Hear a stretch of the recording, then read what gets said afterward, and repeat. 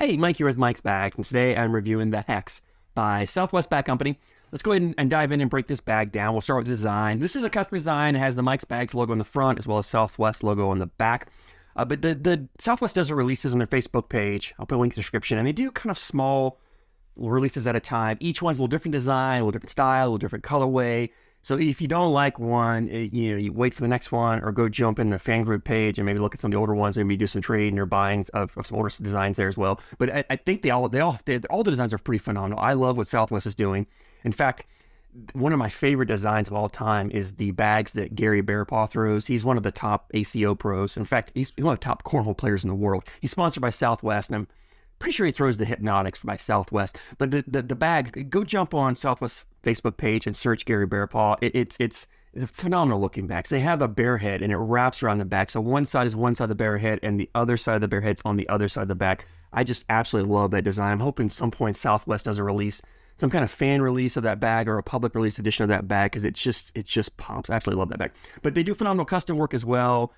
So if you have an idea, a logo, a design you want to put on a bag, you can reach out to them. They can put that on there for you as well. Let's go ahead and jump into the materials. On the slow side of this bag is the Viking Fast Side, Pro Advantage Fast Side. It's a 7-speed material. It's fast but controllable. It's a very popular material. It's very hole friendly. It plays great on dry, normal to fast speed boards. The one knock on it is the sticky, damp, humid board conditions. It will slow down, but it's still playable. It doesn't become unplayable. You can still play it. It just, that 7-speed kind of slows down to a 5-4-ish speed. But normal conditions, dry conditions, it's a 7-speed material. Fast side is that Pro Sniper, Deadhead Fast Side, 9-speed, slides up any board conditions, crazy fast, pushes and collects anything. So you got a 7-9-speed bag. The material combinations, it's the same materials you find on the Cornhole Scenario Sabotage. The Ultra Viper has these exact same materials, except this doesn't have those really annoying speed control dots. So I really like that better. Template wise, I'm gonna call it a larger template. It's a very thin bag, so when it flattens out, it feels and looks like a larger bag. And honestly, the template and the amount of flop, it's a fairly floppy bag. The template size and the flop size reminds me a lot of a Pro Sniper. So if you're familiar with the Pro Sniper, that's kind of the template, the flop factor that you'll have in this bag. Now, the Pro Sniper has a different slow side, same fast side, but the slow side's a little different. This is actually a touch faster. The Pro Sniper is a 6.9, this is a 7.9 speed. But template-wise, flop-wise, that's kind of what you're looking at. It's a very floppy bag, which I don't mind. I like my faster bags to be floppy, so it's got a nice amount of flop to it. The fill in here now is a mixed bead fill. There may be some of those discs, I don't know. It's got a lot of small beads in here, which really, honestly, I prefer that fill because I think that's a little more hole-friendly. You don't really notice it in the hand feel. Like sometimes the trade-off for the bead feel is you feel those clunky beads in here, but these are small enough you don't really feel it. It still has a wonderful hand feel to it. So all in all, I really like the template size. I like the flop. I like the fill. These materials are wonderful. One other thing I'll mention is this bag is not stamped, but the Hex is approved for ACO, so you can get this with an ACO stamp if you play an ACO event. So when you order it and you're wanting that stamp, make sure you ask for that ACO stamp on there. Playability on this bag. This is a bag designed to just run bags in the hole, right? You're going to put your 4 bags in, outscore your opponent from time, and just try to score that way. You can slow this slow side down, and you can throw a blocker from time to time if you have a little more of a softer throw. But because it's a faster material, it doesn't really offer much of a physical obstacle as far as bags aren't really going to kick off of it as much. If your opponent throws a bag into it, it's just going to slide right in.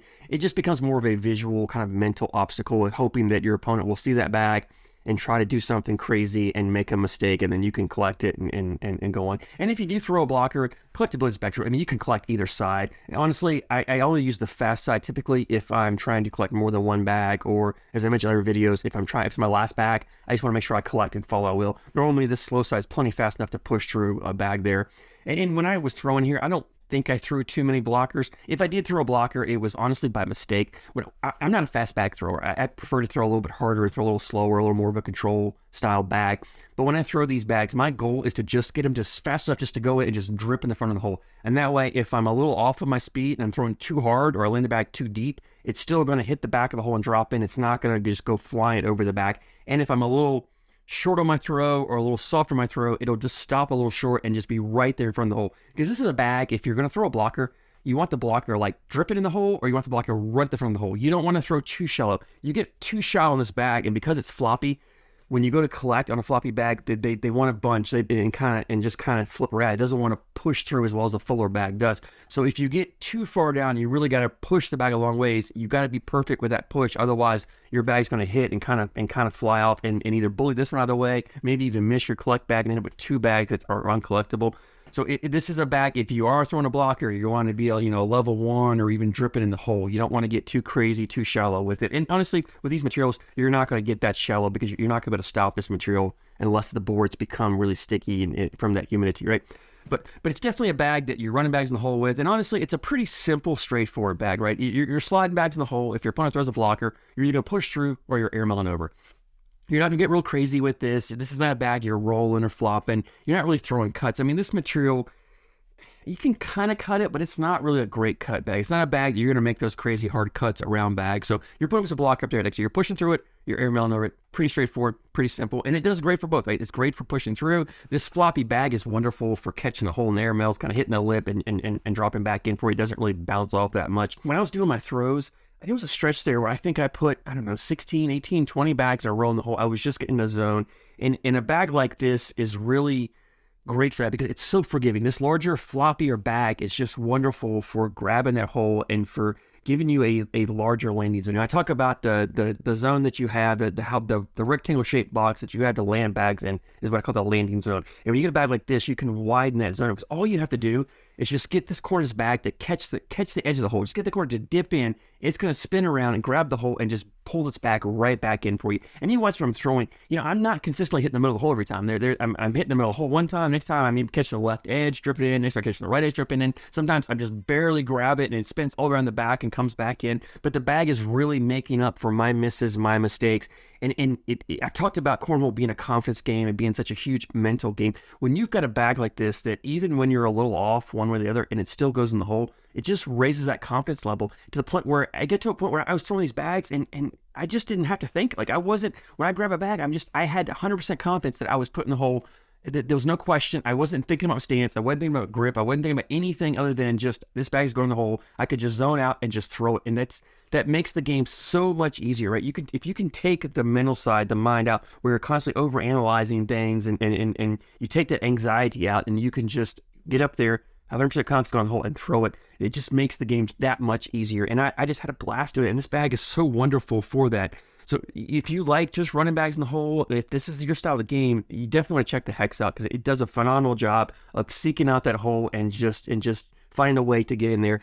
Both these materials are very hole friendly as well. I mean, they're not really going to hang in the hole. If you get them up there, you get them grabbed. If they're not melting automatically, when they're hanging there, the next bag coming is probably going to catch it and pull it in pretty easily. So they're very hole forgiving, very hole friendly. They're very forgiving as well. You're going to put a lot of bags in the hole with a bag like this. Now, availability.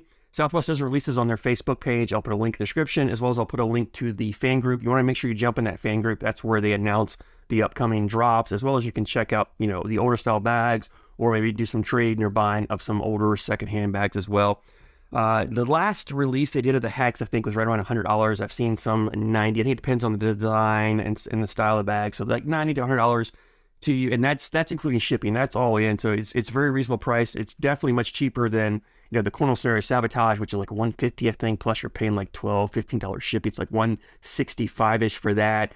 Ultra Viper is, I think they're like $150 now. I don't know that, and plus shipping as well. You're getting these for $100. You're getting these for like $60, $65 cheap in those bags. It's just as good, if not better, in my opinion. I think it is that fill makes a little better bag. So definitely, if you're looking for a faster bag, especially if you're looking for an ACO or non-stamp version of the bag, check out the Hex. They're well worth it. High quality bags. I absolutely love what Southwest is doing. I'm looking forward to checking out some more of their bags. So I thank you guys so much for your support, and thanks for watching. Don't be scared.